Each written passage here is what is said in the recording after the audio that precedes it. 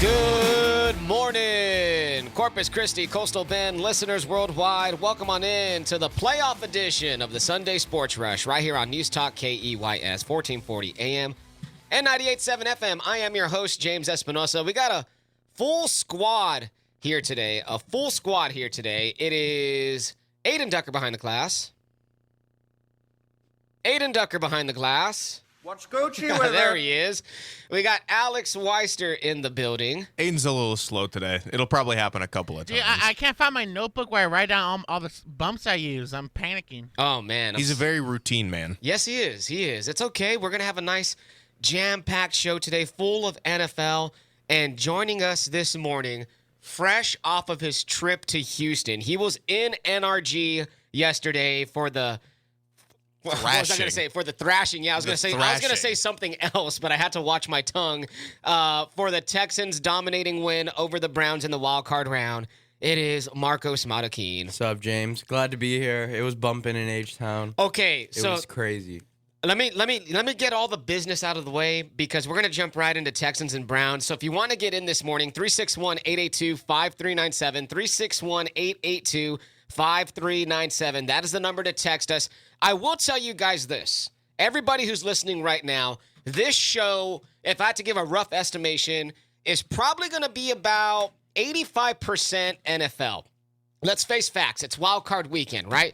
But we are not going to ignore the biggest stories of the week, which was Nick Saban retiring, which was Bill Belichick leaving the Patriots, which was Pete Carroll also getting the proverbial axe in Seattle. We will talk about that. We will acknowledge Michigan as national champions. We will have some Longhorns news for you as well. And of course, we are going to talk plenty of Cowboys and Packers because we are the home of the Cowboys. 3:30 kickoff right here on Keys, 2:30 pregame show. Cowboys and Packers wild card round. We will get you covered on that. We will get you squared away. But right now, we're going to talk some NFL. We're going to talk some Browns and Texans because yesterday, the Texans, 45-14, a wild card victory for those young, upstart Houston Texans. And Marcos, I'm gonna toss the floor to you. You were in the house. You were in NRG. I posted the photo that you sent us of your seats in the end zone. I put it on our Sports Rush Facebook and Sports Rush Twitter, by the way. Go follow us on those platforms. Amazing seats. Yeah. And I will say this. Watching it on TV, I felt that Houston crowd, that was one of the best crowds all year. And those... Oh, easily. Those guys, those men, those women, those kids in that building, you in that building, y'all guys were on it from the start. Marcos, give us your firsthand account. Yeah, dude. I mean, it's my first playoff environment. I haven't been to a playoff game in any. I went to a Spurs game a while back against the Grizzlies in like 2016 or something like that. But it was unlike any environment I've ever been in. From the start, dude. Like the building felt like it was like shaking at times. Either that, or it was me that was shaking at times because I was just so hyped. But right at kickoff, I mean, everyone was screaming and everything, and it was just from the start. Every single defensive play was the loudest thing I've ever heard in my life. And I was taking just some, little ancillary notes while I was watching the game, and I did make a note that the Texans defense started hot the first two possessions. They were flying around, making some plays. Of course, Texans go up early, 3-0. Followed up in the first quarter, the Browns, Kareem Hunt, 1-yard touchdown run at 7-3. Then, C.J. Stroud connects with Nico Collins on a 15-yard touchdown pass, 10-7 Texans at the end of the first quarter. A beautiful response drive from the Texans. But then second quarter starts, and the Browns come right back down, and it's a Kareem Hunt 11-yard touchdown pass from Joe Flacco. Browns go up 14-10. Who would have thought? Back-to-back drives, too. At that 12-minute mark in the second quarter, that would be the last time the Browns would score any points. The following possession, one play, 76 yards to Brevin Jordan. What was that play like in NRG Stadium when Brevin Jordan is just trucking 76 yards. I thought they were going to catch him, and he just, I don't know, he found like the extra nos in the last like 30 yards, and he just got there. I heard that he hit over 20 miles an hour on that run, and he looked For like a it, man. tight end, that's flying, wild. man. Yes. Yeah, and you know what? He's not just like one of these receiving tight ends only. Like he's a better blocker than he is a receiving tight end. He showed the fact that he's a very good piece for this Texans team when Dalton Schultz went out, because people sort of knew from that first game, like, okay, he can fill in and be the tight end one if needed. But the fact that you can have him and Schultz as both receiving weapons along with Nico Collins, now that you don't have the likes of, well, Robert Woods is there, but he's not producing much. Noah Brown was banged up, so Nico Collins was really the only guy that you guys had going. Yeah, he's been the only guy for a couple weeks now. Now, speaking of Dalton Schultz, you brought up his name, Alex. At the 1 minute and 11-second mark in the second quarter, the Texans culminate an 8-play, 71-yard drive with one of the most beautiful passes I've ever seen any quarterback make. It's a play action. C.J. Stroud plants his feet, a flick of the wrist, and he finds Dalton Schultz wide open for 37 yards. Play action for Stroud. Good protection. Loads it up. Fires downfield. Excellent touch. Perfectly delivered. Touchdown, Dalton Schultz. Noah Eagle on the call, courtesy NBC.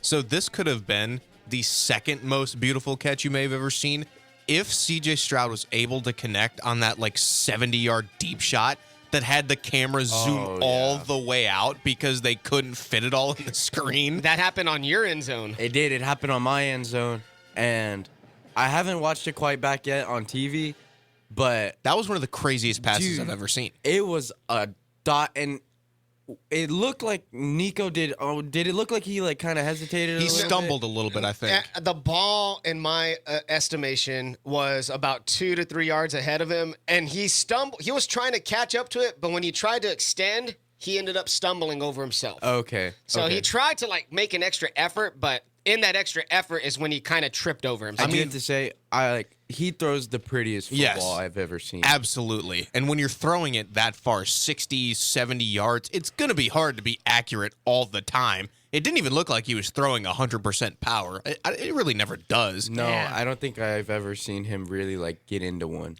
And the one thing I want to say about the Texans that was like a complete team win. The first half, yeah. the defense was kind of struggling a little bit in the first half. Flacco was hitting some throws, but the offense kind of carried them through the first half.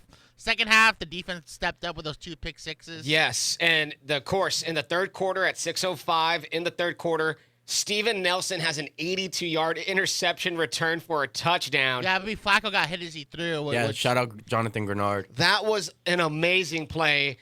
Next possession for the Browns, Joe Flacco ends up throwing back-to-back pick sixes, and Christian Harris puts an exclamation mark on the Texans' wildcard victory. They run it. Flacco dials it up. Picked off again. Christian Harris is going to go. Back-to-back pick sixes. Just listen to that crowd. Dude, I'm not a Texans fan, It's but crazy. I find myself just enamored with this young team. And when I was watching this yesterday, I thought to myself, it might not be this year. It might not be next year. But with a young quarterback like C.J. Stroud, the young weapons they have, that defense that's just tenacious, the D'Amico Ryans and company, they, in my opinion, can be a perennial AFC legitimate contender to where it's a divisional round. It might be a conference title game every year, every other year or so, but I can see this team just continuing to build. I don't know, man. Yeah, and yesterday was awesome to see. I will say, though, not to be that guy to rain on the parade, but didn't we say the same thing about another AFC South team last year? Which team was that? The Jaguars, remember? We all thought, Yeah, they but looked the really good. They had the Chiefs on the ropes in the divisional, and then they stepped back. But the Jaguars last Yeah. year didn't have a convincing win like this. Oh, yeah, they had to come back against the They Chargers, but struggled still. against the Chargers and Trevor- came back. It was a different vibe coming out of the Yes, Yeah. the vibe around the team this year is very much we're playing with house money. This is an extremely young team, and we're just going to go as far as C.J. Stroud and as high up as the defense wants to play. That's as far as we're going to go. the vibe around the Jags was we've been building for a couple of years now. Trevor Lawrence has to make some strides, and he was not playing like C.J. Stroud was this year. C.J. Stroud, as a rookie, led the NFL in touchdown interception percentage. As a rookie, that is incredible. And passing yards per game. I mean, the kid is just phenomenal, and is a sophomore slump in the books? Possibly, but I mean, if he can have 80% of this year, I think Texans fans would be just as happy because this is one of the greatest rookie quarterback seasons we've watched since probably Andrew Luck. I mean, this is incredible. And real quick, I know Alex is going to appreciate this, but rest in pieces, Browns. Yes. Deshaun Watson enablers. I'm not going to say the actual term on now, there, but rest in pieces, Browns. Joe Flacco, I love you Ravens double agent. You beat the Browns for us one more time. I'm proud of you, Joe. One thing nobody really touched on was the fact that the Texans beat the Browns with Deshaun Watson on the team. I think that's something that Texans fans probably smile on, the fact that they fully moved on from him and they can fully wipe that clean, knowing that they can win without him. I know C.J. Stroud wasn't playing, but earlier in the year, the Browns went into Houston and they whooped on them. Amari Cooper, 260-something yards. The Texans in that game were missing like 10 players. I know, but still, what a turnaround. And can I make a point there? Yes, go ahead. In that game, we were missing pretty much our entire starting defensive line, our starting quarterback. Noah Brown was out, I'm pretty sure. So many starters all around were just out. And also, in this game, Derek Stingley Jr. traveled with Amari Cooper. It was an absolute clinic. Locked him up. One reception for -6 yards out of 35 coverage snaps. The best move he made was the break dance on Joe Flacco's helmet, though. Yeah, no, that was funny. And that was really funny. I think outside of Stingley, he had like 6 catches on the day. I think he had less than that. 4 catches on the day.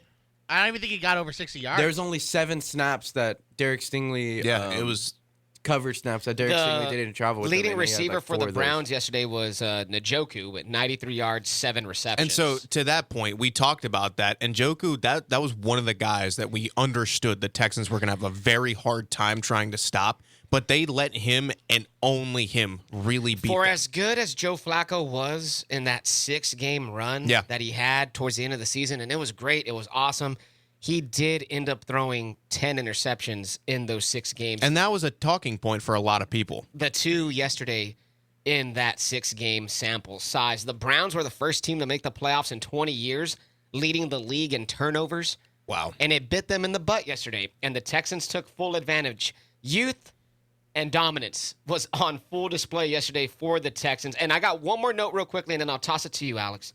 C.J. Stroud is the first rookie quarterback drafted in the first round to win a playoff game since 2009. Wow. When Mark Sanchez did it with the New York Jets. And then the previous rookie quarterback to win a playoff debut was Joe Flacco with the Ravens. There's only been 3. It's those 3. That is crazy. So that's C.J. Stroud ceiling, Joe Flacco or Mark Sanchez. That's quite the Super Bowl champion, and To be fair, the Jets defense was the reason why the Jets went on those playoff actually, look it up, Marcos. Mark Sanchez was actually a very good playoff performer. He was for that short span. But honestly, though, if I'm a Texas fan, I'm riding high. I mean, if the Bills beat the Steelers, the Texans have a road trip to Baltimore. And that's what I was going to touch on. I'm really hoping and praying the Steelers find a way to win because I want the Texans streak to continue. I want them to have another game because I want to be able to root for them again. It's going to be hard because I have a soft spot in my heart for the Ravens. Now, what we're going to do, we're going to take a quick break. When we come back, we are going to continue our NFL discussion. We'll have more Texans and Browns notes. We also got to take a look at Dolphins and Chiefs in sub-0 degree temperatures last night. I do have some Cowboys and Packers notes to toss along to you as well. Hit us up on the text line, 361-882-5397. Who wins today, Cowboys or Packers? Text us your final scores and predictions. It's the Sunday Sports Rush. Keep it here.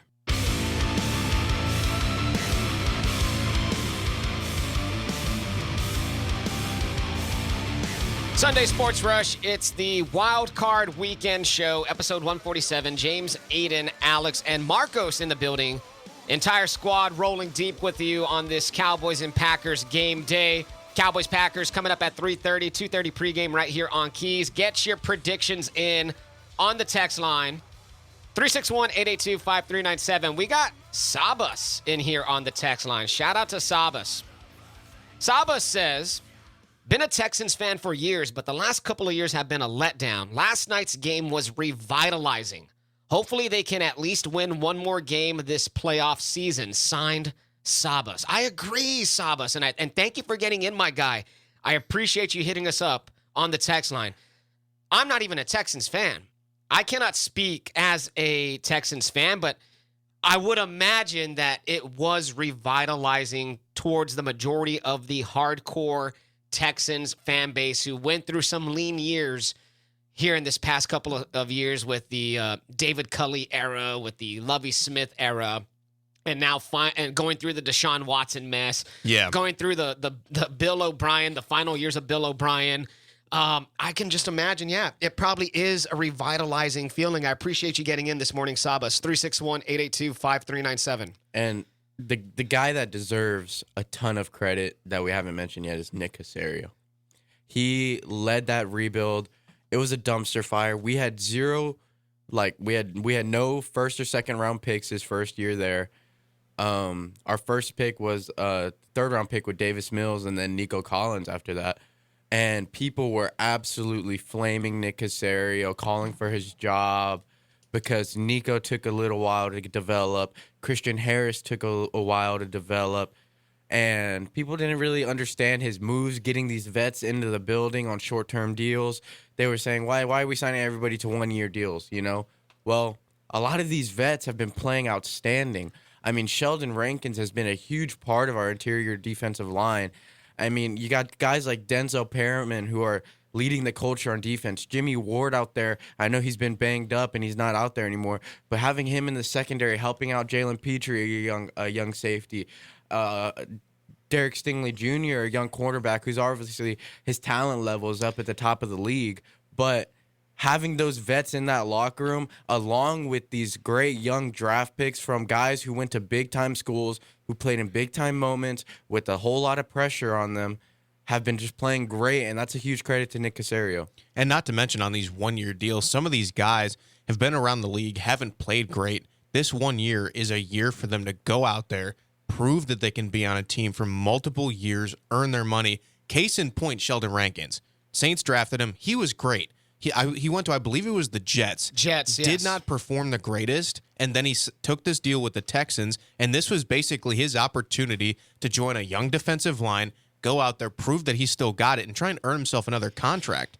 I got one more take on the text line, and I see you guys in here. Y'all guys are getting in this morning. I'm going to get to all of you guys here in due time, so be patient. But this one comes from head coach of the Alpine Bucs, Andy Smith. Andy says, bold prediction, Texans will play in the AFC Championship this season. You heard it here first. That is Coach Smith's take. Coach Smith knows ball. He's an obvious head coach. What, Adin, you got something to say about Coach Smith's opinion back there? I mean, Aiden's a little bit nervous if the Ravens have to face the Texans. I'm not nervous at all. The Texans are a way better team at home than they are on the road. Marcos, I mean, that's a fact. Come on. I mean, it is. They have more wins at home this year than on the road. I don't know, but also I think we have enough young talent that they just don't know what they don't know. I don't think it'll be a blowout. I'll say that. If they do play. If the Ravens and Texans do play, of course, it depends on Bills and Steelers. I say the Ravens win by 10, but it's like a close 10. It's one of those close 10-point wins. We'll see. It's amazing that we could even talk about that, how the Texans have come. But we do have to get to a little bit of Chiefs and Dolphins. So let's go ahead and give them some love. I know it's not going to be a lot of love. This game, yes, thanks. It was really bad. Thanks for saying that. That's why I kind of saved it. It literally put me to sleep on the road last night. That's why I kind of saved it for for the end here. Chiefs 26, Dolphins 7 in minus 4-degree weather, minus 27-degree wind chill. Taylor Bay was at the game. Let me tell you something right now. Oh, God. If your woman shows up to your game and it's minus 27-degree wind chill factor, she a real one. And let's just be honest. And she's in a closed-in press box with heating. And she had to fight off all the what's it called, the smog and smoke that was filling up on her window. Oh, it's such a shame from her luxury press box. Did you see that one moment last night when Taylor Swift, Donna Kelsey, and company were swag surfing? Hey, that was a vibe though. That I'll give you James, that we only one. got we only got 3 more minutes in the segment. That made me Let's insane. actually talk about the game. Yeah, let's talk about the game. So the Chiefs opening drive, they end up getting a touchdown from their young wide receiver, Rashee Rice. This is courtesy of the Chiefs Radio Network. Out running back. They fake to him. Mahomes throws right side. Caught Rice at the 5, angling right. Touchdown! Kansas City rookie Rashee Rice. His first postseason touchdown. An 11-yard crossing pattern. And just like Germany, the Chiefs have an outstanding opening drive for a touchdown to start the game. I did not know where he was going when he said, and just like Germany. Yeah. Kind of made my eyes open up. I thought he was going to say something like, Yeah, they played in Germany. Well, they right? play in Germany. yeah, oh, I forgot about that. But I thought he was going to have like a World War II reference. I was like, whoa. You thought he was gonna Jason Brown? You thought he was gonna? You thought he was gonna? Sean coach- McDermott or something. No, you Oh, thought he was God, gonna. why do we keep bringing that up? Because he shouldn't have brought that up. But, You thought he was gonna Jason Brown it. yeah, that's what I it. Yeah. thought. But, okay, so Chiefs dominate. Patrick Mahomes, 262 last night. Tua didn't have the best game. And look, there's not really a lot to break down here, man. I mean, Rashee Rice did have that touchdown. He had 130 yards. He looked good. Yeah, I mean, if there wasn't for just an outstanding rookie class, I mean, he would probably be the rookie of the year. Pacheco looked good, ran some tough yards, had a touchdown. The Chiefs still have red zone issues though. That I can't count out the Chiefs because Mahomes is that dude. Did y'all? And this is also the best defense the Chiefs have ever had since Mahomes has been the starter. Did y'all see that play when Mahomes went head to head with somebody and a part of his helmet cracked off? I mean Yep. That's how cold it was. That fiberglass helmet they wear? Yes, dude. That thing cracked off because of the temperature. And the Dolphins now, I think next year now some real pressure on Mike McDaniel and Tua. They're gonna face some criticism like they never heard of before heading into next season. Look, everything was doomed for the Dolphins from the start. Well, they should have beat the Bills. No, just let me say They this. would've had a home playoff Yeah, game. should have beat the Bills, yes. But your team name is the Dolphins. Don't do this. Don't Your do this. colors are teal and orange. Look, you're from Miami. I'm never trusting a warm weather city team to play in negative degrees. I just can't do it. I can't. I'm not going to trust a team that wears teal as their primary color to go into a cold environment and be tough and rumble like the damn Chiefs were last the night. problem is I just can't. the I problem can't. is your defense has to travel. In bad weather games, your defense has to travel, and they got to set the tone. And Miami's defense is not good. No, and to I your thought point, they played I'm well. I'm shutting this narrative down right away. I do it. I'm shutting of course, this down I'm being right silly. away. I'm having some giving fun. them no leeway. I am tired of people saying that Tua's a good quarterback. He relies on Tyreek Hill Whoa, way he's a too very good much. quarterback. No, he's not. And listen to this. Go ahead. They went into a cold environment. Who are their division opponents? They go to Foxborough, outside, cold. They go to New York, outside, cold. They go to Buffalo, Look. outside, cold. I don't want to hear it. But this is sub-freezing temperatures. Okay, and Dolphins- it's going to be sub-freezing in all those areas as well. Did you see Andy Reid's mustache last night? Looked like Was an he icicle. complaining? Looked like an icicle. Dolphins but can't the Chiefs- swim if but the water's come on. But frozen. the Chiefs are a cold team, so. Okay, and they play in a division Yeah. with 3 opponents who have No, cold road no, stadiums. Alex. I've always said Tua is a Hawaiian Andy Dalton, so yeah. All right. I didn't think I was going to hear Hawaiian Andy Dalton this morning. Well, it's better than what some people are saying. Let me mark that off Aiden's bingo card. Hawaiian Jimmy G. All right, let's go. So there we go. That wraps up our expert Chiefs and Dolphins takes right there. Coming back, though, Bill Belichick is out of the game. We got more NFL. It's the Sunday Sports Rush.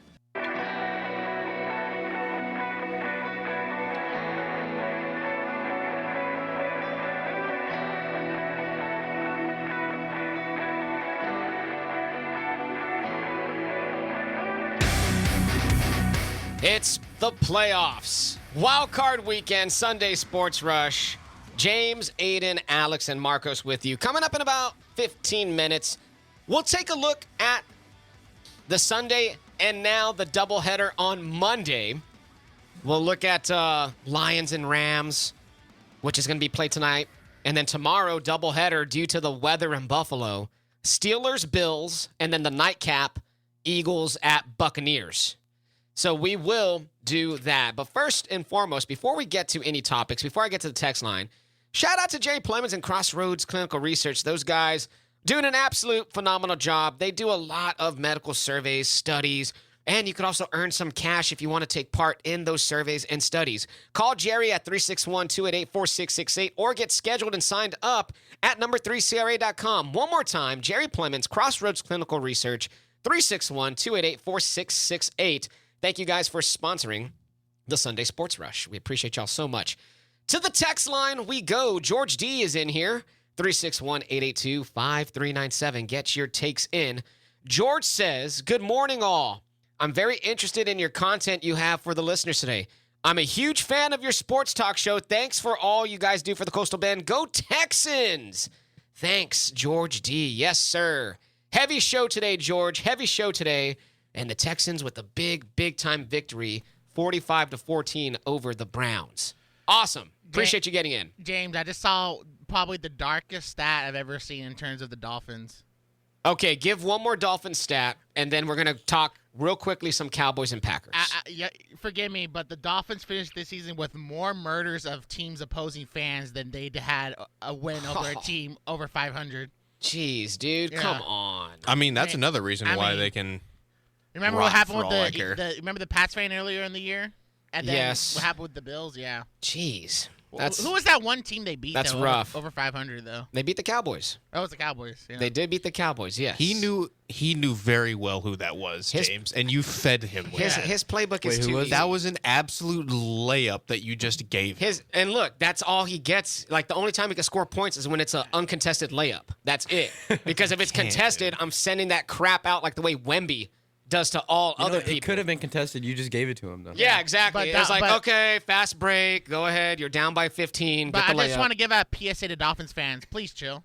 Yeah. Okay, yes. Everybody. They did. Everybody love everybody. I get it. Chill. Yeah. Yeah. Nice. Oh, come on. I got some Cowboys and Packers notes to get to because we haven't really touched on it, but let's go ahead and do that. The Cowboys and Packers are playing today. It is the 9th time these two teams are playing in the playoffs. The series is tied at 4-4. So today, one of those teams will take a lead in the playoff series.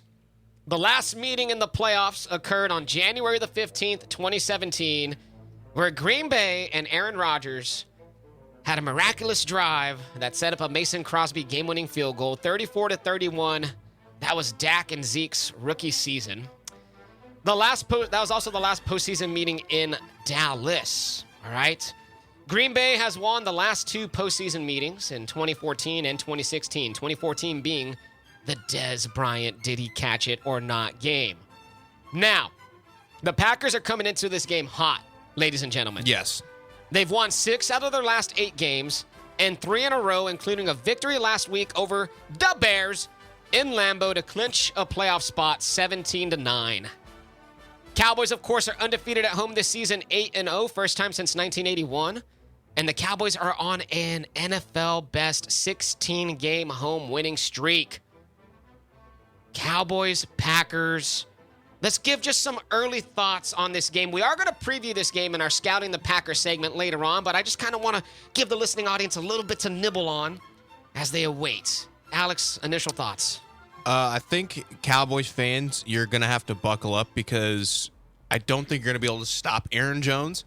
I think he's going to be the guy the Packers are going to have to rely on a lot. He's a good receiving threat. He's a very, very good runner. I think he's going to be the reason why they're able to move the ball down the field with efficiency. I think Jordan Love is going to have to step back into more of a game manager sort of role and not try and play hero ball because that is going to be dangerous for the Packers, and I think that would be what ends up losing them the game with that stud secondary. Aaron Jones is a known Cowboy killer in his career versus the Cowboys.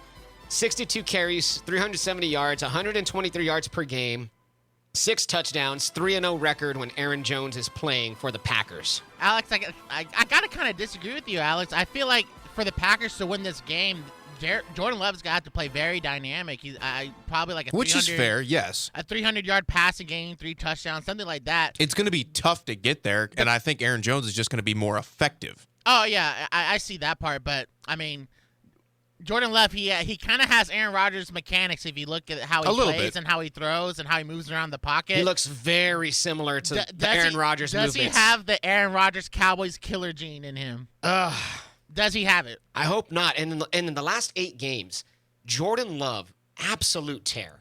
18 touchdowns to 1 interception. Here are some, Jordan Love stats, right? He has, in the last 10 games, he has the Packers at 8th in points per game, 4th in passing yards, 4th in explosive plays, 1st in third downs converted. They are a team that is playing their best football these last 10 games, these last 2.5 months of the season, and the Cowboys defense is going to have, it's not going to be easy. The Cowboys defense is going to have a little bit of a task on them.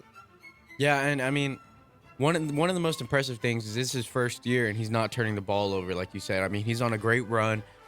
He's being careful with the ball. I mean, and he's letting the offense work. I mean, Aaron Jones has done a great job getting the ball rolling lately. Yes. I mean, being super productive on the ground and really letting that offense be a dual threat offense. And it's not just, they're not handicapped by, hey, we got to have our first-year quarterback, win us football games. They're doing it both ways. 361-882-5397. Hit us up on the text line. Who wins today, Cowboys or Packers? And Aaron Jones recently has started to come back. He's been battling injuries all year long, and that's sort of part of the reason why they've been able to really get going later on in the season, because they missed him. They missed him a lot.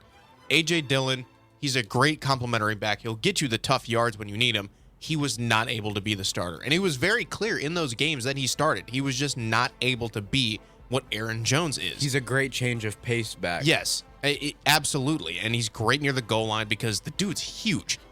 The one thing, and this will be the final point, as we will continue to give you more Cowboys and Packers nuggets throughout the show, the one thing that concerns me the most as a Cowboys fan, someone who's watched obviously every single game this season, Cowboys run defense. Are they going to show up today against Aaron Jones and Dillon? Are the Packers going to be able to run it down the Cowboys' throats, which will in turn open up the play action pass, the explosive plays for Jordan Love and that young receiving core? That is my main concern today. 361-882-5397. Get your takes in on the text line. Right now, we show a little bit of love, or we'll see if everybody shows love in here. But we did have a coaching change, a couple of them, over the course of this past week in the National Football League. Most notably, Bill Belichick is leaving the New England Patriots in a shocker. Well, not a shocker. This one was a little bit more expected. It was rumored. Yeah, rumored. There we go. Since the Colts game, there was reports coming out that Robert Kraft had made up his mind it was going to be Belichick's last season with the Pats. Belichick's 266 regular season wins are by far the most in Patriots history. He's obviously short of the all-time mark of Don Shula. He only trails Don Shula 15 games. Yeah, by 15 in the all-time wins list. Bill Belichick's playoff record with the Patriots, 30 wins and 12 losses. That's absolutely insane. Of course, 6 Super Bowls with the Patriots. That's a pretty amazing thing right there. And it's kind of weird how there's going to be a new changing of the guard up in New England. But with that being said, the Patriots already hired somebody, guys. Yes. They hired Jared Mayo. It's a bit of it's very, very new for them. It's something that I don't know if a lot of people expected. It makes sense. It seems like the Patriots are very close to the books. They don't really go out of their wheelhouse to bring in a bunch of random new guys. He's been around the team. That's one of their strong suit positions is their linebacking core. It makes sense to have him step up, former Patriot, and allow him to try and take lead of the team. Now, Bill Belichick was hired back in 2000, 24 seasons as the head coach. But this decision was spearheaded by Robert Kraft after Belichick and the Patriots finished 4-13 this season, which found them in last place in the AFC East for the first time since Bill Belichick's first season with the organization. It was just finally time, man. I mean, It I remember Andy Reid's last year in Philadelphia. I think they only won like 4 or 5 games that year. And then he went out to the Chiefs and won 2 Super Bowls with them. So, yeah, I think it was just time. And it's an interesting stretch of changing of the guard for coaching staffs because we had 3 back-to-back-to-back coaching changes where The craziest 24 hours in Yes. coaching changes in the history of ever. the Yes. legacy names, and not only that, none of them were of ill will or bad blood. They all were pretty much, you could argue maybe the Pete Carroll one. That's arguable. It didn't seem like there was any sort of bad blood within the organization from what I saw, and especially the Nick Saban one. There was no retirement tour, as Aiden's probably going to point at. It was just their final season. They weren't able to get it, and he didn't make it known to anybody, and he just parted ways. There were slight rumors that Saban was going to be Saban's last year. Like, he kind of left a little bit of writing on the wall. Like, he left little hints throughout the season, but Well, I yeah, guess now it's official. when you look back at it now, yeah.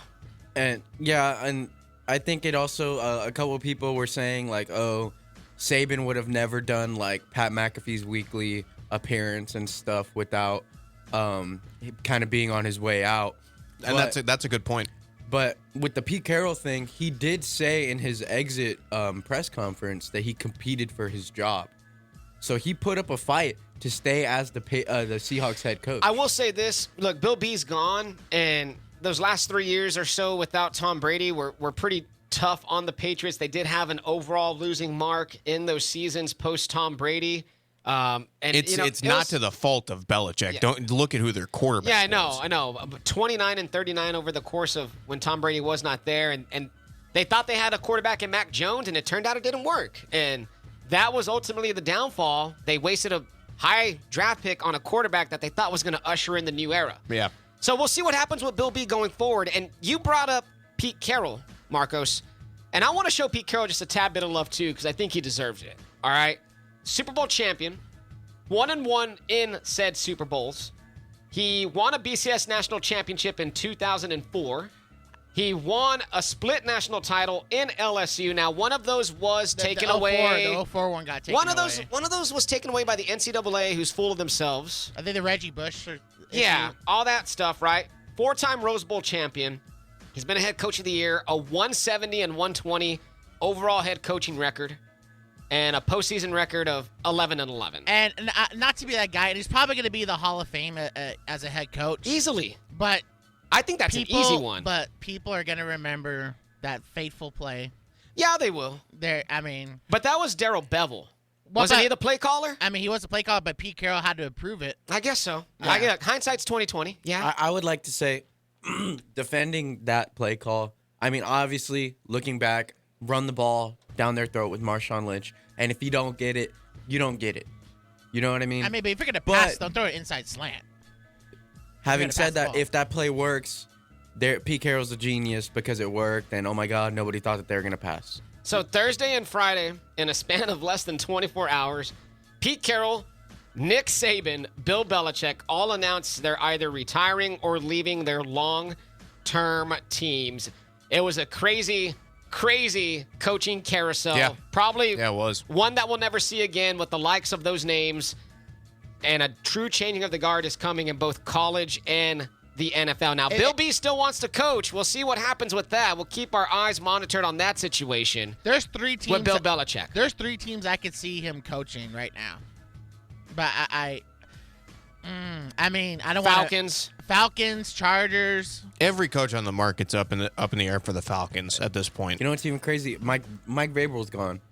Haven't even been mentioned because of all of these legendary That was something coaches. that Aiden sort of touched on a little bit, but I didn't expect that one personally. It's such a Titans thing to do. It's just a extremely. microcosm of their franchise history. There's heavy rumors from insiders within the Tennessee Titans organization that whenever they lost to the Houston Texans wearing the Oilers jerseys, that it actually did really upset the chairman. No, for real. That it was like How funny is that? the final, like, whatever, like, I'm done with this guy. We're trying to be so spiteful to Houston. We're wearing their Oilers jerseys, and you lost to them.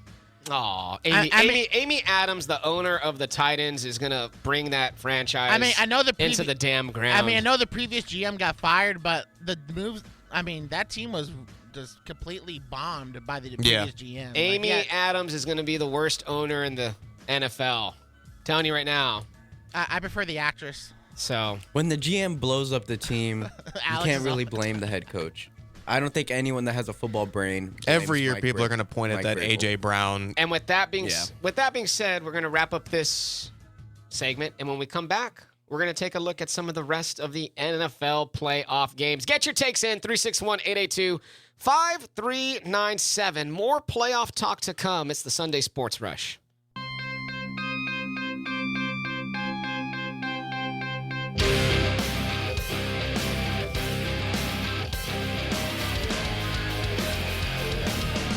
Sunday Sports Rush, it's the Wild Card Edition, episode 147, whole squad in the building. James, Adin, Alex, and Marcos. Coming up in 15 minutes, we'll enter hour number 2, and we'll give our thoughts on Nick Saban retiring. We'll give our thoughts on Kalen DeBoer taking over at Alabama. Sark will be back with the Longhorns. Quinn is back with the Longhorns. We'll talk some college football coming up in 15 minutes' time. Hitting up the text line, 361-882-5397. Mario Herrera Jr. is in. Mario says Dallas 34, Green Bay 19. Jason Ferguson gets his first 100-yard game and scores 2 touchdowns. That'd be nice. Get that Wisco boy some touchdowns. Oh, wow. The Wisco kid doing it against Green Bay. What a storyline that would be.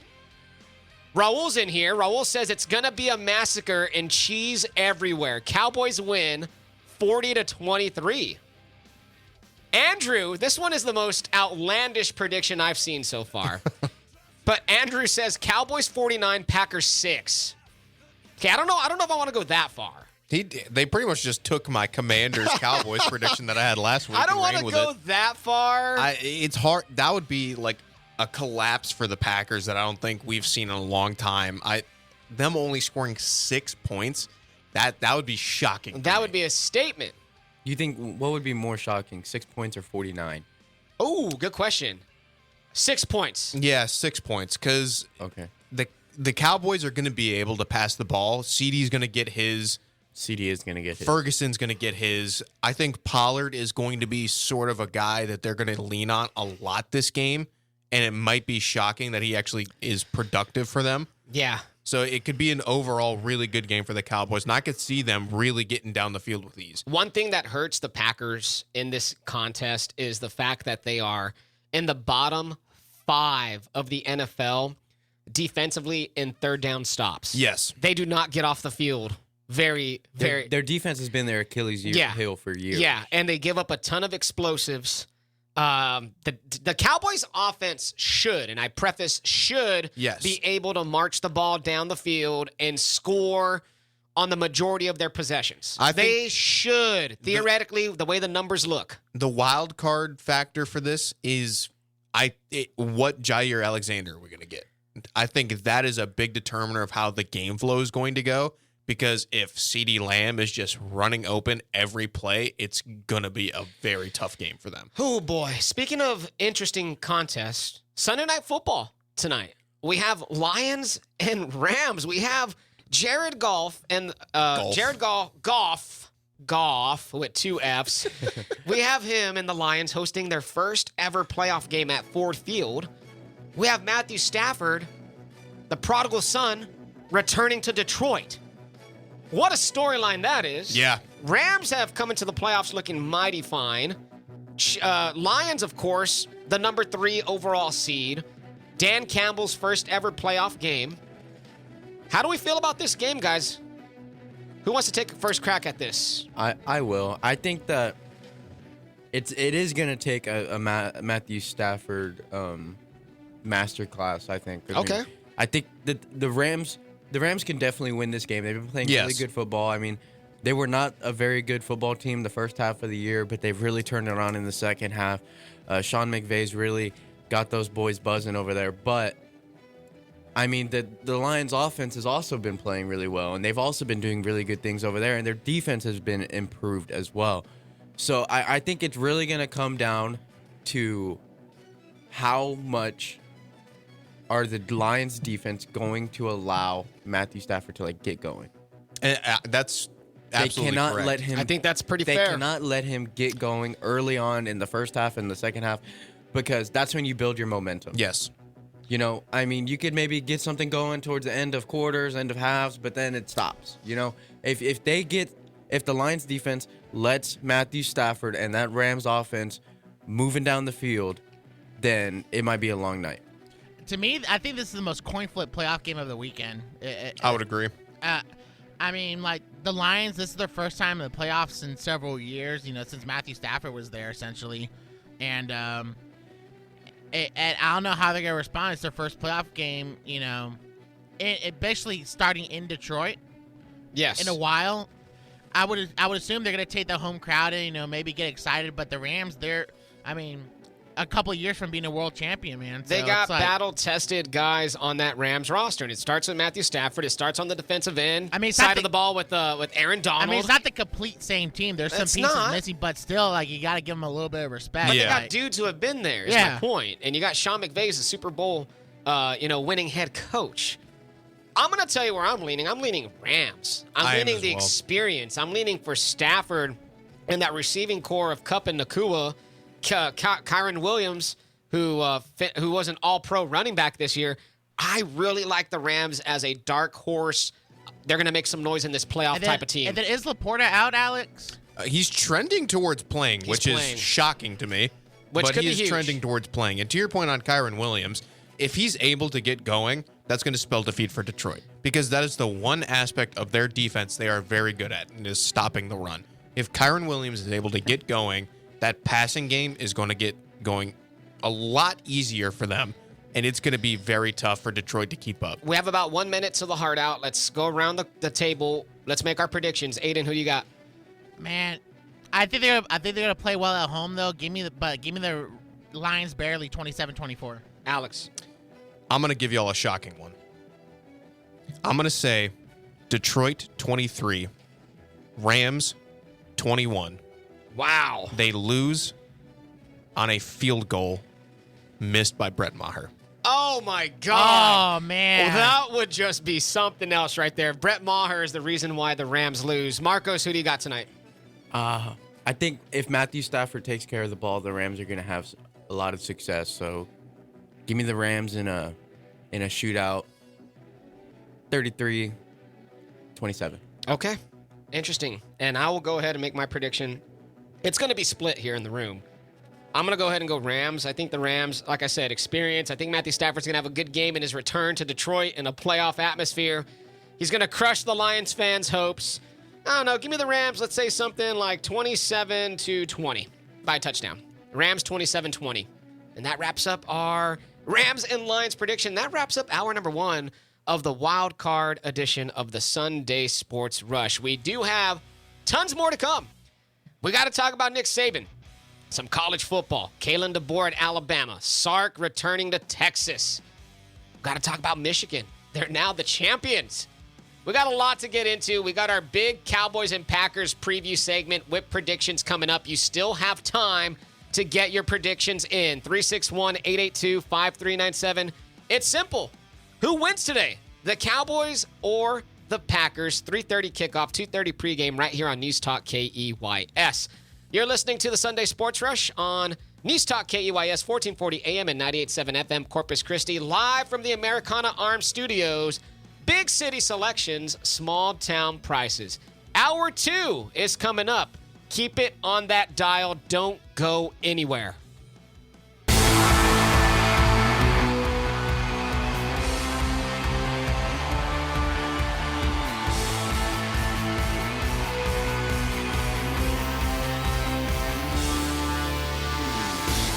Good morning, Corpus Christi, Coastal Bend listeners worldwide. It's hour number 2 of the wild card edition of the Sunday Sports Rush right here on News Talk KEYS, 1440 AM and 98.7 FM. I am your host, James Espinosa, joined by producer extraordinaire. It is Adin Ducker. Cougars, I love Cougars. I got the Lone Star winning Alex Weister in the house, who has his Emmy trophy in the building. Indeed, I do. Finally got it recently, and I'm very happy about it. It lived up to its hype. I was expected to be let down, but that thing is heavy. It is heavy. It's about 7 pounds. Yeah, dude, that thing is thick for sure. But yes, I'm glad to be here. Glad to have Alex in the building. We do have Marcos Matakin in the house, fresh off of his trip to NRG Stadium, where he witnessed the Texans dominate the Browns 45-14. Marcos, good morning. Good morning. Texans might be Super Bowl champs this year. Might. They're in the final 8. We might. Why not us? Why not us? Exactly. Why not us? We got Coach Smith back in here. He gives his Cowboys and Packers prediction. If you have any, hit us up on the text line, 361-882-5397. Coach says the game will be closer than we think. However, if the Cowboys can get a lead and force the Packers to become pass-heavy, the Cowboys' pass rush will take over and dominate the game. Cowboys 31, Packers 17. If the Cowboys don't win, ... hire Jim Harbaugh. Come on, Coach. I don't know. I could see it. If y'all get knocked out in the first round by the Green Bay Packers, there's going to be some movement. Yeah, let's just go ahead and talk. Let's just ask that question real quickly, right? It should be addressed, and why not? And then we'll transition into Nicky Sabes, okay? If the Cowboys lose to the Packers today, they would be the first number 2 seed ever to lose to a 7 seed in this format.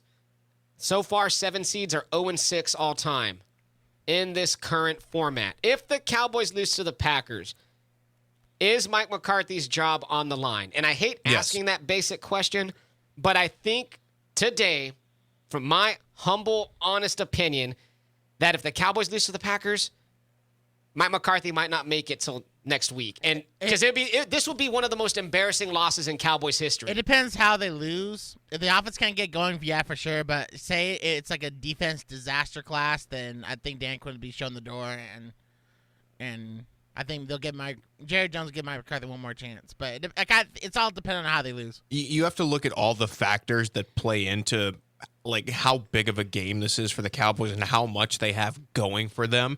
You look at the home record. You look at how well they've been playing. You look at how each side of the ball matches up.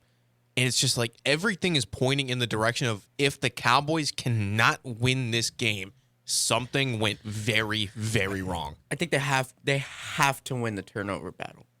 Dak cannot go out there and throw 2 picks and just expect everything to be okay. Yeah. I mean, Jordan Love has been playing some of the best ball out of anybody in the entire league as of late. Yeah. You look at their total record, they're not that impressive, barely made the playoffs and all this other stuff.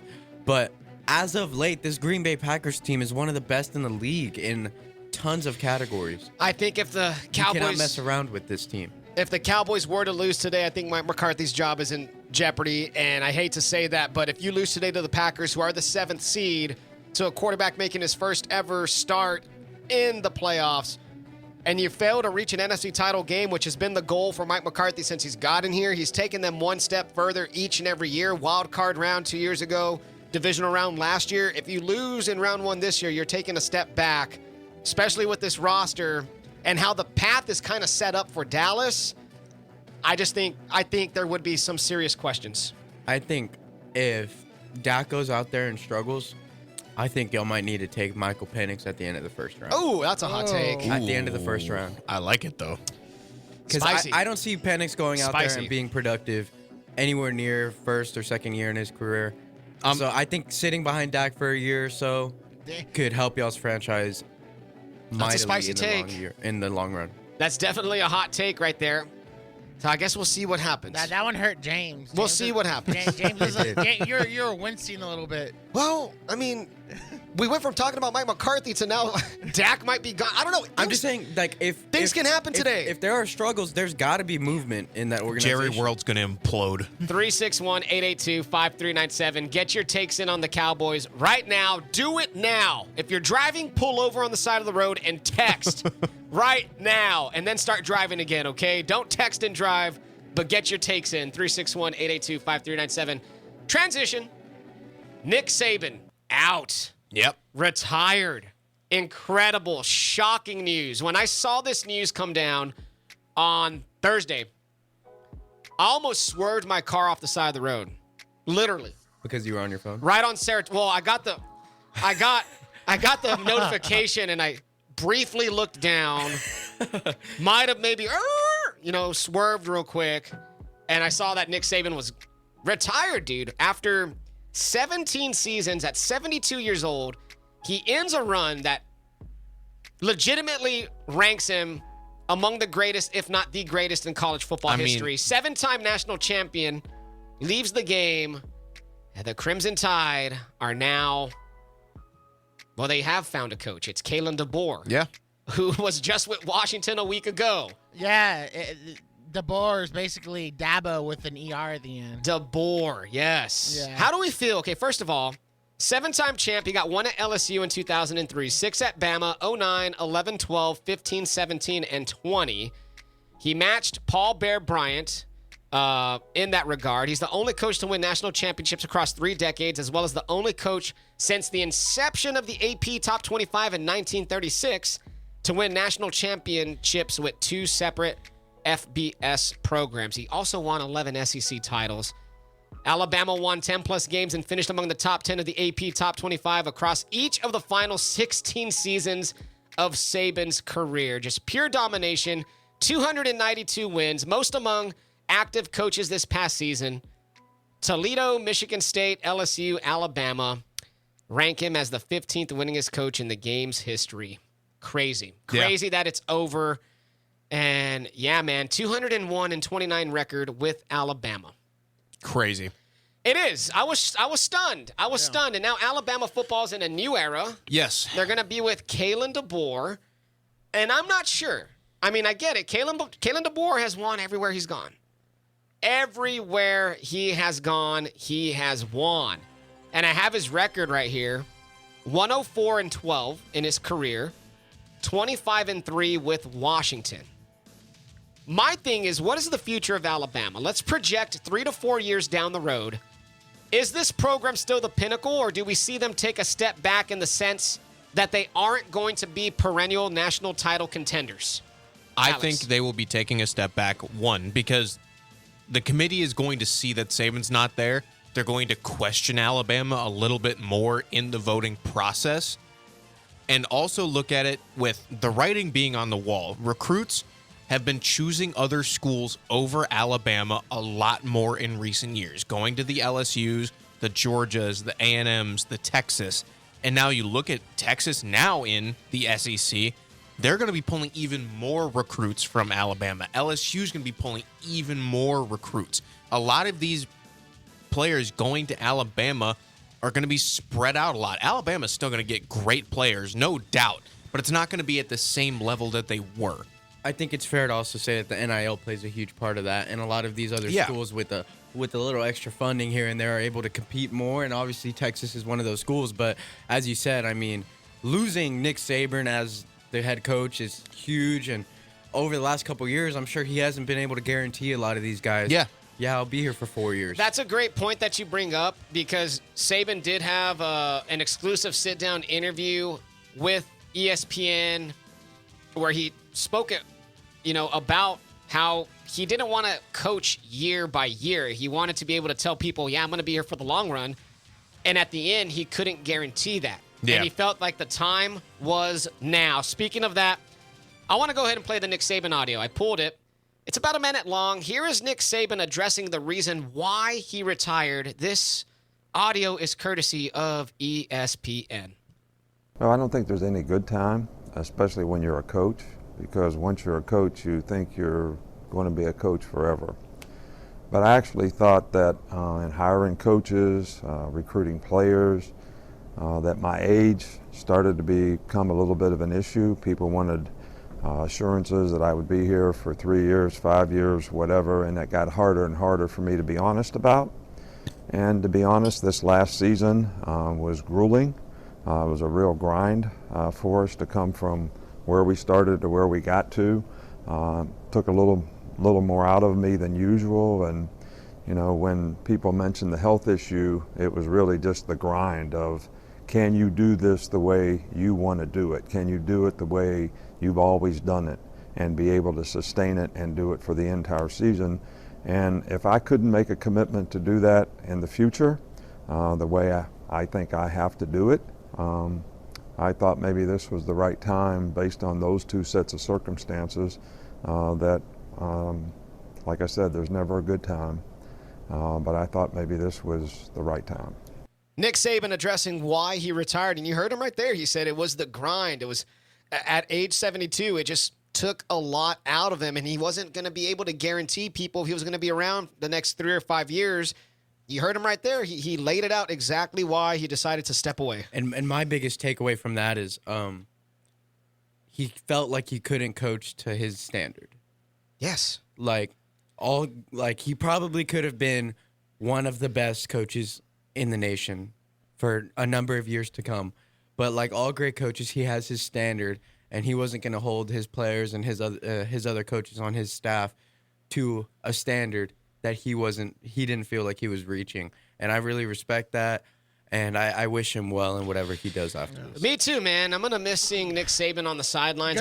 Good riddance. I know some people don't have the my Bama the like of him. My Bama hatred came mostly from the fan base. So Saban, I respect what he's accomplished. Yeah, he's accomplished some amazing things. He coached 4 Heisman Trophy winners while leading the Crimson Tide. Mark Ingram in 2009, Derrick Henry in 2015, Devonta Smith in 2020, and Bryce Young in 2021. And he holds a record having coached 49 first-round NFL draft picks in his career. He did turn around an Alabama program in 2007 that was struggling and hadn't won a national title since 1992. So, yeah. Salute to Nick Saban. I still think Bama's not going to be in the playoff contention every year, but I still think they're going to be a good football team. Yeah. I think DeBoer's a good enough coach. It's kind of, I know Bama beat Georgia SEC title game, but it felt like Georgia was kind of overtaking the SEC more consistently anyway the past few years. Okay. So I feel like Georgia's going to be the standard Quick of the SEC now. Quick game. Rank these teams. These 4 teams, all right?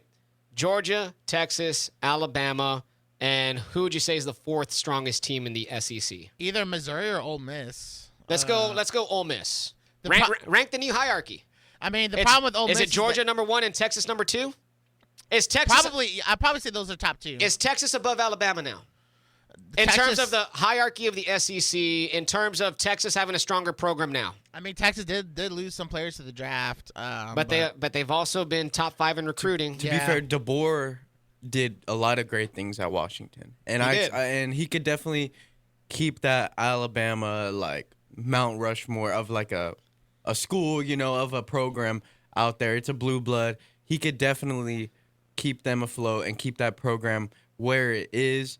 But I do think that Texas has more momentum, exactly. I mean, DeBoer also coached a win against UT as well. He did. Yeah. That's tough. That's tough. Yeah, you're right about that. I will give him his respect. He did have a good game plan against Texas. He did outcoach Sark. So, still going to be a thorn in the Longhorn sides, it appears. Alex, you got something before we head on to break? Yeah, I think Alabama, they'll be 1, 2, 3 in the SEC. They're no longer going to be the 1, 2, or 3 in the nation. Yeah. And I don't know if I'm just in the minority here with LSU being one of the top teams in the SEC or not, but I guess that's here nor there. Well, they got to fix that defense first. It's crazy. It's crazy what has transpired. It's been an issue, and yet they still win. They're always going to be building a team that's going to be contending. Ole Miss, yes, they're very good. Missouri has also made some strides as well, but I can't discredit LSU. It's just a program you cannot discount because their recruiting pull is just incredible. In the past 72 hours or so, 100 hours or so, we lose Nick Saban to retirement, and Alabama ushers in Kalen DeBoer. Crazy how fast things can move in college football. Coming up next, we do have a champion that needs to be acknowledged, and we do have some Longhorns and maybe even some Spurs notes. It is the 1020 news coming up after the break.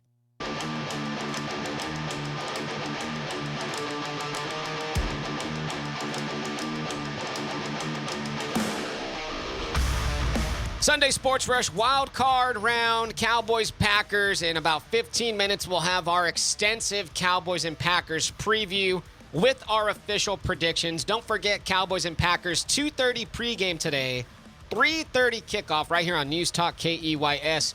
Your home for the Dallas Cowboys in Corpus Christi and the Coastal Bend. David's in here. David says the Packers run the ball, play mistake-free, and control the game for 3 quarters, but Dak plays great. and Packers defense gets exposed in the second half. The Cowboys win 24-21. I like that one. Okay, that sounds pretty reasonable. I think the Packers can play some mistake-free football and come out, hot with some momentum. They want to upset the Cowboys. I can see it being very close, very early, maybe into the late third quarter. I can see that. A realistic, great prediction. Yes, Yes, no. it was. The only thing making this not a better game is it not being played in Lambeau Field. I think that would make this game so much better. Would have been pretty crazy. That's just iconic. Packers, Cowboys at Probably Lambeau would be Field. snowing up there. But Well, they're yeah. going to play in the fortress that's Jerry World. Yes, where the Cowboys have won Fortress. 16 straight wins. Oh, man. And NFL leading 16 straight home victories. That's 2 straight seasons. Yeah, that's 2 seasons in a Wow. row of undefeated at home. Hopefully the fortress doesn't crumble down. I hope it does not today. Hey, there's a lot of buzz in Arlington right now. Yeah. Yes, They got there a lot is. of momentum. One more, Paul says, 27-13 Cowboys. Only way the Cowboys lose is if the Cowboys self-implode, plain and simple. Okay. I think if the Packers come out with a game plan similar to the Bills and they are able to use it as effectively, that could be scary. I just don't know if the defense can perform to the same level. Let's go ahead and transition real quickly. Michigan is the national champion, and here's the final call by Fowler and Herbstreit. Michigan 34, Washington 13. They win the national championship, their first since 1997. It's a polarizing figure. There are people out there that believe that whatever Michigan does is tainted. That's up to you to decide, but hail, hail Michigan. They are the champions of college football 2023.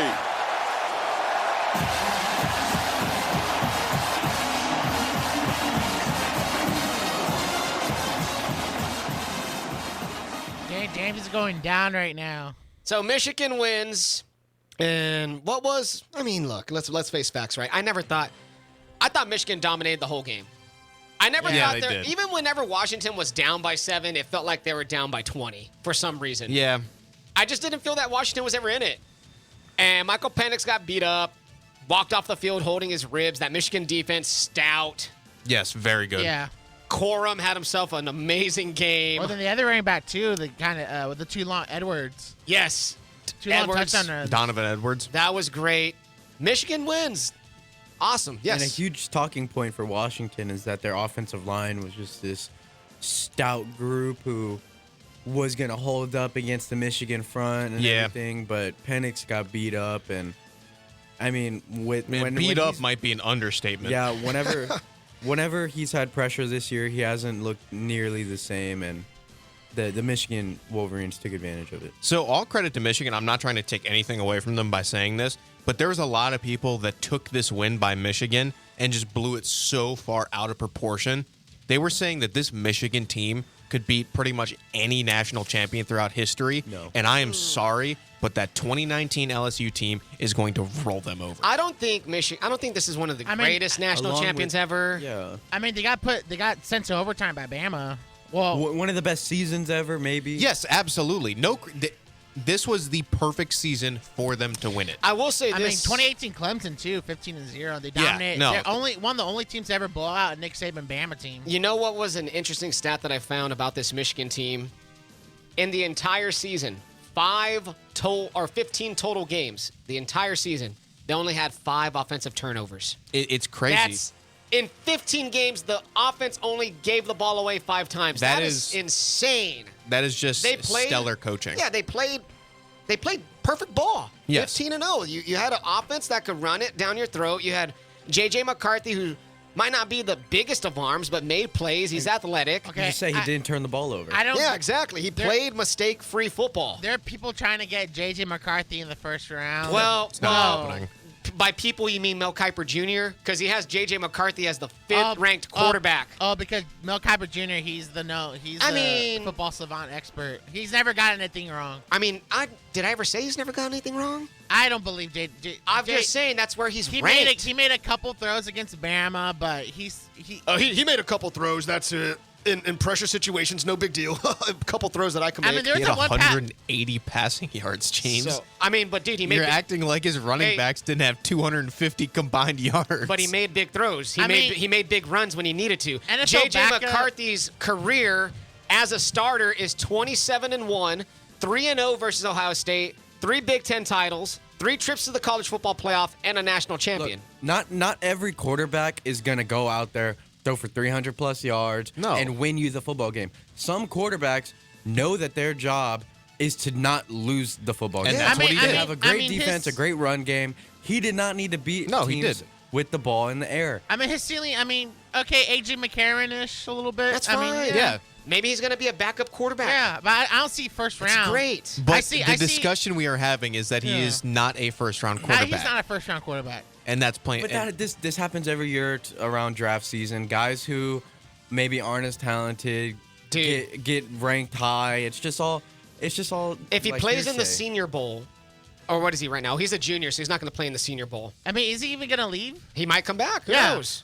But still. I say another year, Michigan. Speaking of people who are coming back. Oh, Alex, you want to add one more thing? I can make my stance on non-first-round quarterbacks if you guys want me to go through the whole spiel again. Well, let me just say this real quick, because someone who we thought had first-round potential this year and probably would have been a first-round quarterback is Quinn Ewers. He's coming back for his senior year. And that pretty much automatically catapults him to, I think, the number 1 quarterback for next year's draft. Possibly. As of right now. Yes. Of course, way too early to decide that, but he was up there as one of the top quarterbacks for this draft, and I think it being loaded. And I think that's a smart move for Quinn. Oh, absolutely. In the sense that, and it's a good move for Texas because they are going to bring back Sark also, who just signed an extension all the way to 2030. Yeah. So he's back. To me, Quinn has got to.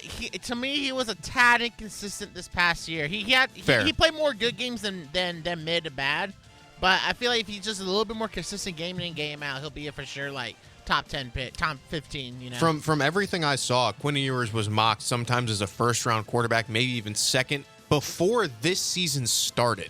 And we had quarterbacks that we knew were going to be tops, like the Drake Mays, like the Caleb Williams, and then we knew Bo Nix might be up there. We knew Michael Penix might have a good season.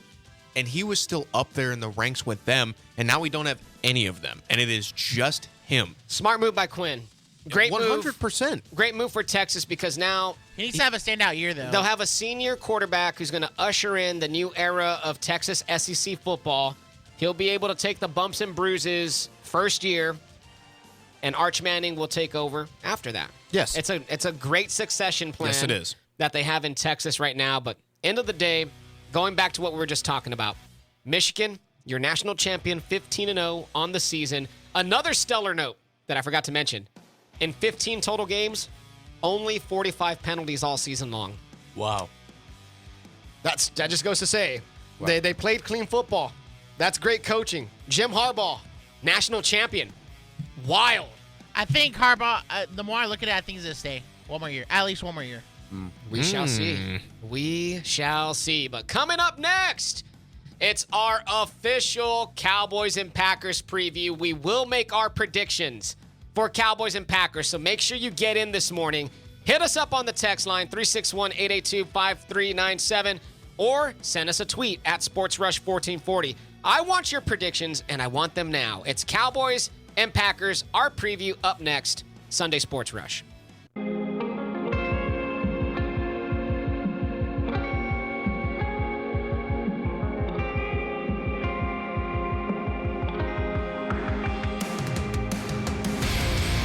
Sunday Sports Rush, episode 147. It's our wild card edition. James, Adin, Alex, and Marcos with you this morning. We appreciate everybody who has listened, everybody who has texted in.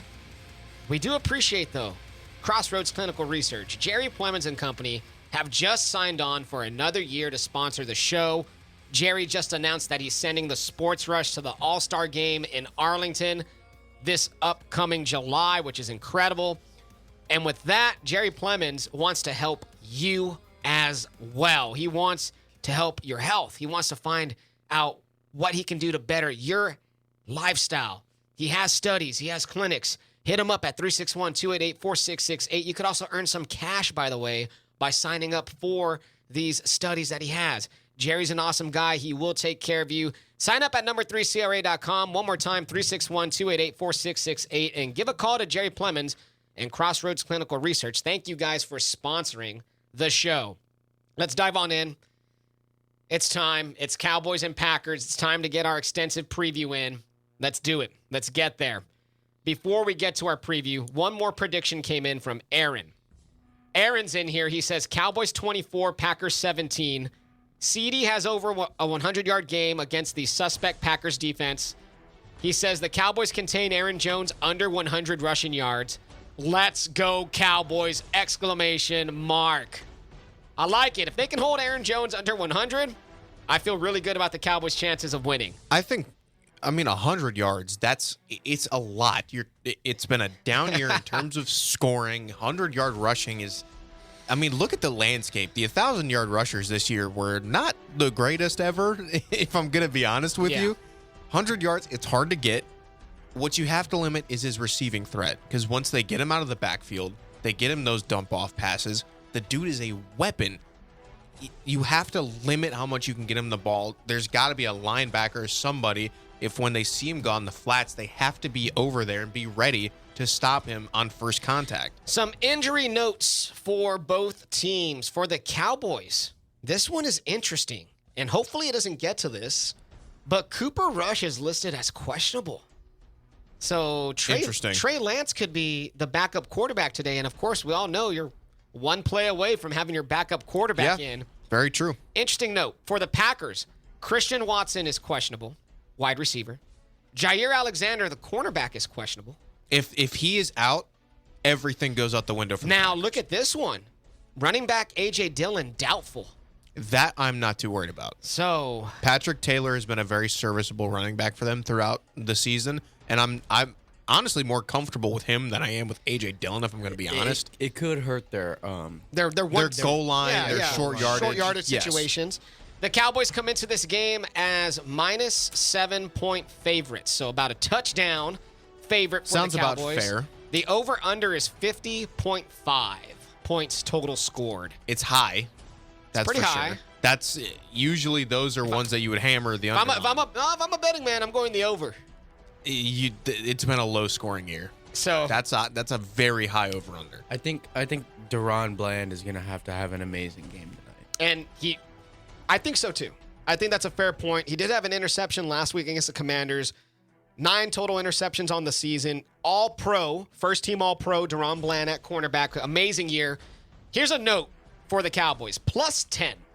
Dallas finished 2023 with a plus 10 turnover differential, marking its 3rd consecutive season with a turnover margin of plus 10 or better. It's the first time in franchise history that the Cowboys finished with a turnover margin of 10 plus or better in 3 consecutive seasons, and the first NFL team to do so since the Chiefs did it from 15 to 17. So the Cowboys have been creating turnovers left and right for the past 3 years. This is the Cowboys' 67th playoff game in their history, the most in the NFL. Their 36 playoff wins are tied for 2nd all-time. When you start to break down what these teams are good at, where are their deficiencies, you look at the Packers first. The Packers are weak in rush defense. Very bad. 28th in the league. Yep. Weak.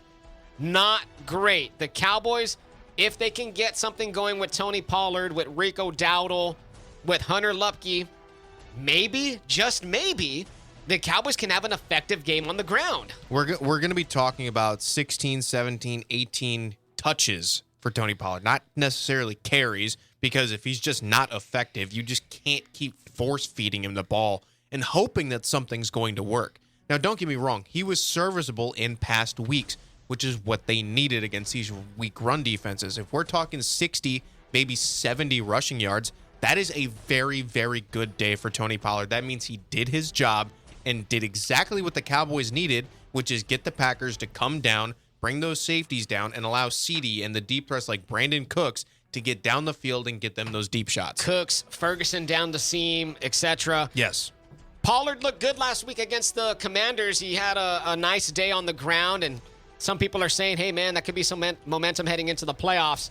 The Packers overall are 17th in total defense. Now, the Packers, they're young. Yes, they're they the are. youngest team in the NFL according to the average roster age when the first iteration of the 53-man rosters were set. They're led by 25-year-old quarterback Jordan Love, first-year starter. But he has 18 starts under his belt. Love is playing amazing football. He's 2nd in the league in touchdown passes behind Dak Prescott's 36. Love has 32. Love in the last 8 games, we talked about this already, 18 touchdowns, 1 interception. Stats since weeks 9 through 18, that's 10 games for the Packers. Packers offense, points per game, 8th. Yards per game, 5th. Rushing yards, 9th. Passing yards, 4th. Third downs, 1st. Explosive plays, 4th.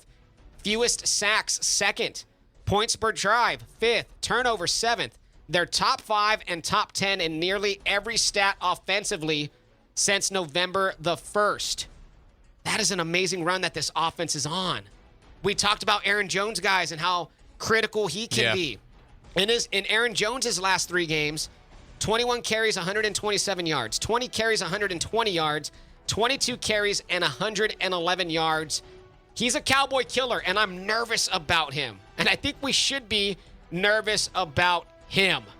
Crazy, crazy times. Adin, give me some thoughts, Cowboys and Packers, before I hit the keys to victory. Honestly, the Packers, for as well as Jordan Love and the offense has been playing, that defense has been really bad over the past month. They did well against the Bears in the last game of the year, but I mean, it's the Bears, so not really good. Take too much into account that game.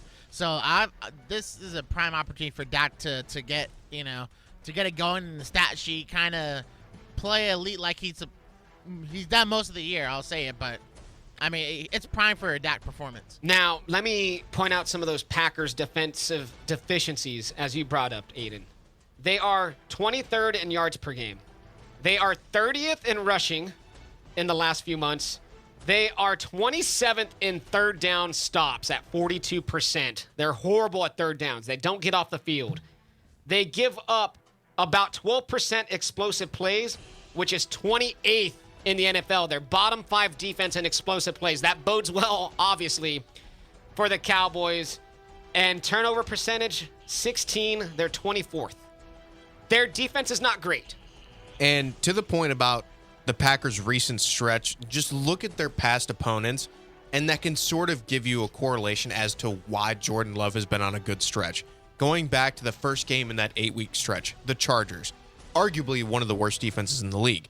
Lions, pass defense is not their strong suit. Chiefs, one of the better pass defenses. That's a good defense. I'll give them that one. Giants, not good. Buccaneers, probably the worst pass defense in the league. Panthers. And they made the Buccaneers look like an all-pro. The Buccaneers found their offense against the Packers. Put it that way. And Jordan Love, Panthers, they had a better pass defense than run defense, but the Panthers were playing for nothing.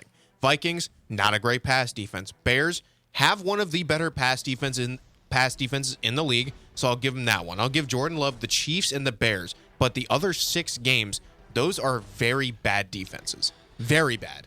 Yeah. So maybe some inflated numbers. But I mean, maybe it's the Cowboys' defense. I mean, the past month they've been kind of struggling here and there. I know the Dolphins and Lions, there was more of an offensive issue at times, not scoring in the red zone, but the Cowboys' defense getting gashed late in both of those games is a concern. Because I'm looking at the statistical data in front of me, right? And if you're one of the worst teams in the league, your number's red. If you're blue, you're pretty good. There's only one red mark against the Cowboys defense, and that is red zone touchdowns.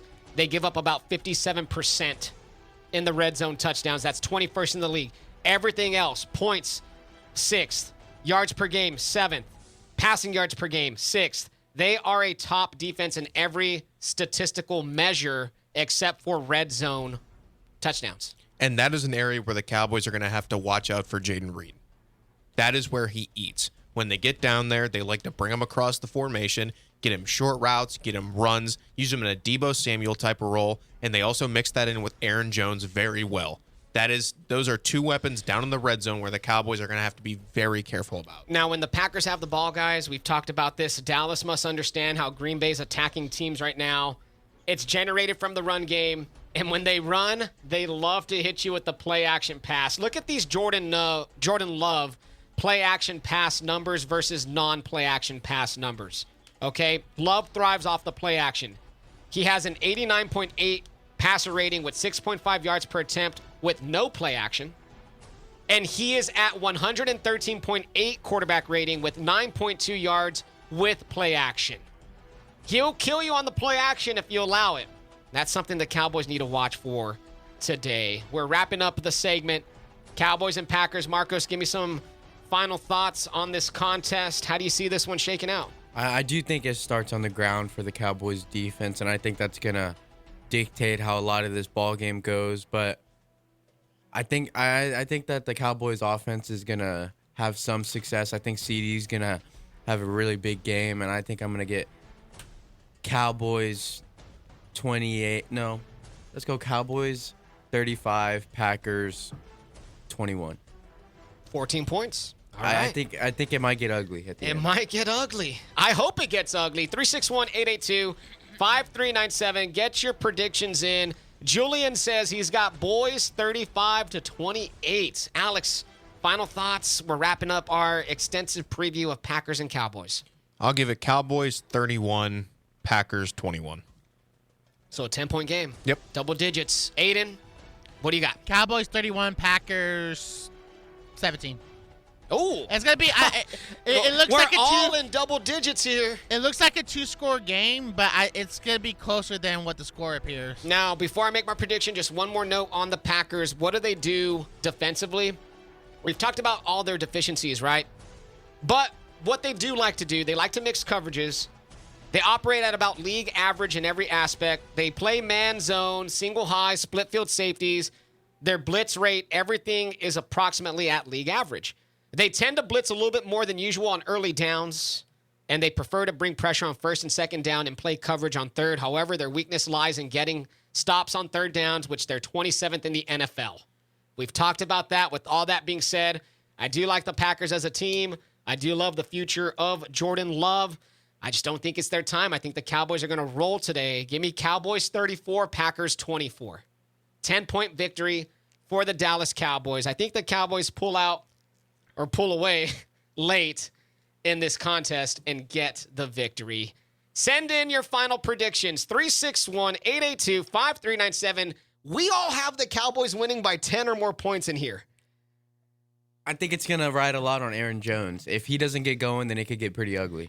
361-882-5397. When we come back, we'll get to your predictions and we'll have a sports grab bag because Victor Wembanyama is having himself quite a season. Let's check in on that Spurs young phenom after the break. There's something I can't share. It's just too hard to explain. I'm barely holding on. It happens every day. Like a desperate dream that never goes away. I'm barely holding on. I'm lost in the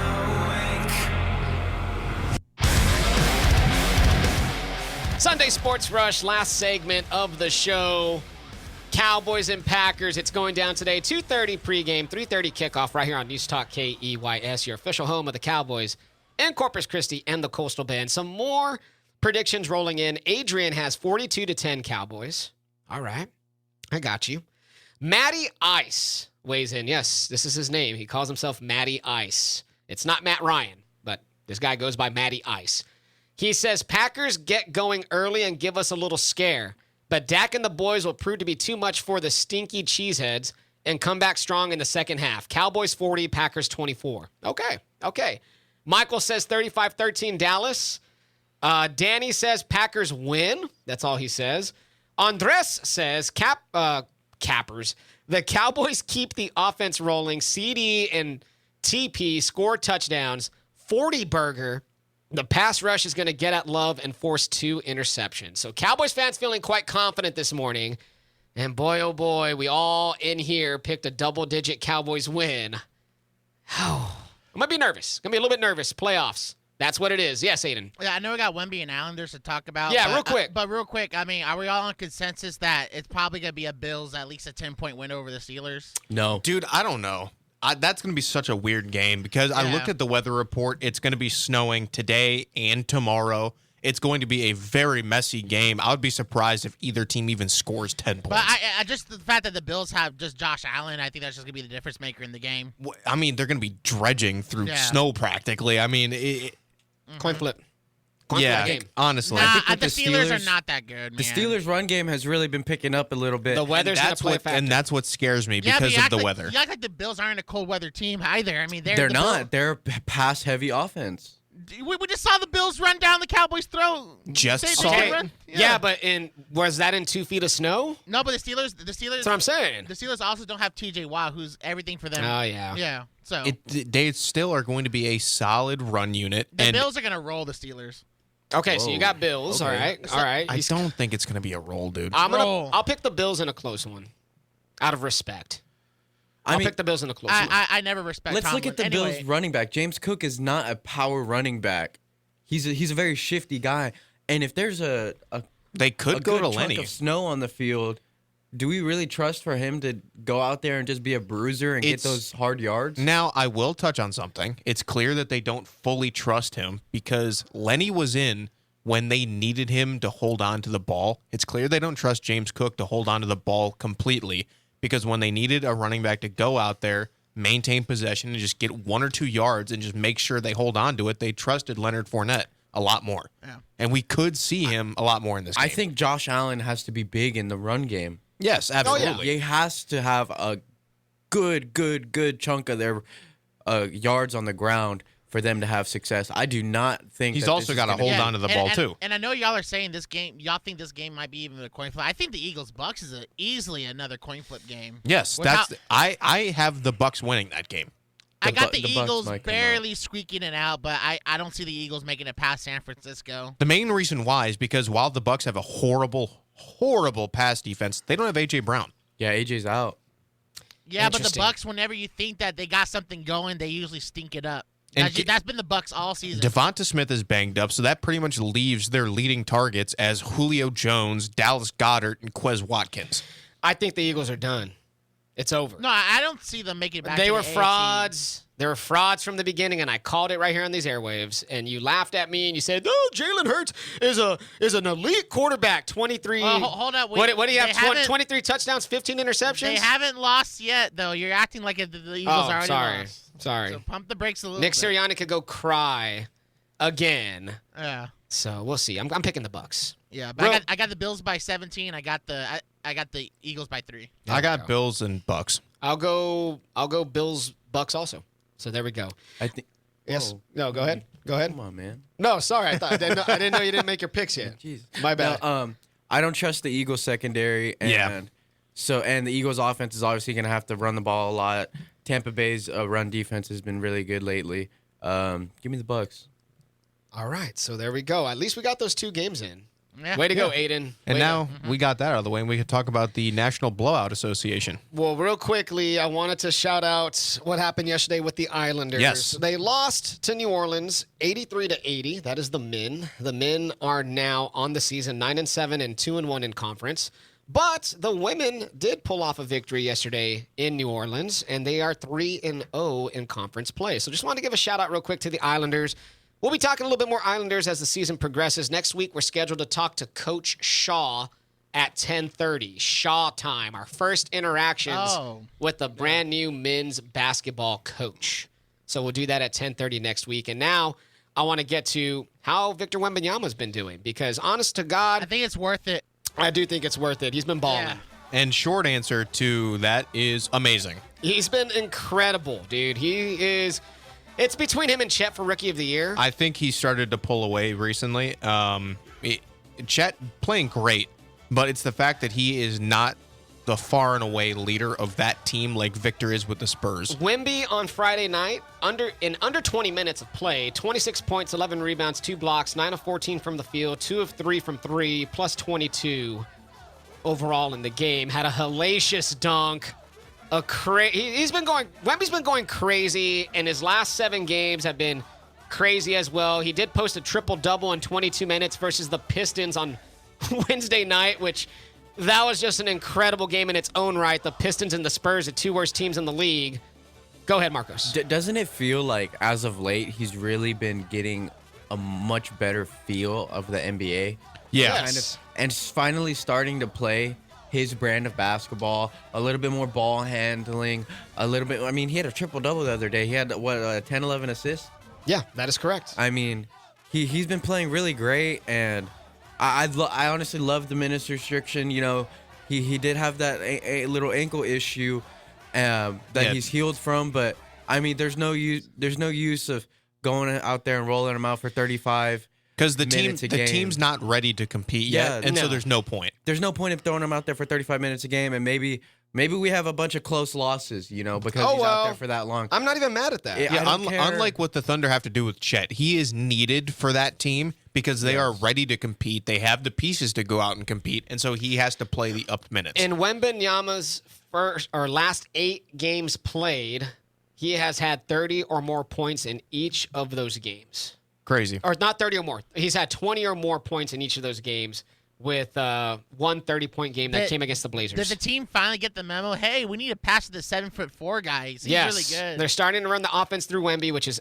fantastic. Highest ranked prospect since LeBron James. I think this guy can play basketball, y'all. He's averaging 19 and 10 on the season. Yeah, it's as you just said, 19 and 10. He's averaging a double-double in his rookie year. One of the craziest stats is for me, his free throw percentage is very good. He's averaging 80% from the free throw line, which is great for a big, but the 3 blocks a game along with 1 steal. I mean, on the defensive end, he is an absolute monster. He might end up getting first-team All-NBA defense. And another... No joke. That's not even a joke. And it's something you can't discredit. Rookies, they're new to the league. They're still learning. As a rookie, he's only averaging 2 fouls a game. He just turned 20 years old on January the 4th, so no longer our teenage phenom, but our very young phenom. And that's something you have to credit, is being able to limit your foul trouble to only 2 a game. He's really never in foul trouble, and that is something that people really don't value as much, because if you're not on the floor, if you're getting in foul trouble, you're not as useful to the team, and he's shown it tenfold, under 30 minutes a game. Which is incredible. I think it is extremely, extremely impressive, to your point, Alex, how smart of a defender he is. Yes. Since day one in this league. I mean, you said there's not a lot of fouls, playing a lot of smart defense, getting a lot of contests. And over 4 blocks and steals a game, which is crazy. Huge as he just gets better and better throughout his career. Spurs and Hawks tomorrow, 2:30 on Martin Luther King Day out in Atlanta. Spurs are 7-31, but who cares? Wemby's balling. That's all I care about. Yep. That's all I care about this season for the Spurs. That wraps up the show, wraps up our Wildcard Weekend edition of the Sports Rush. We'll be back next week. We'll talk to Coach Shaw at 10:30.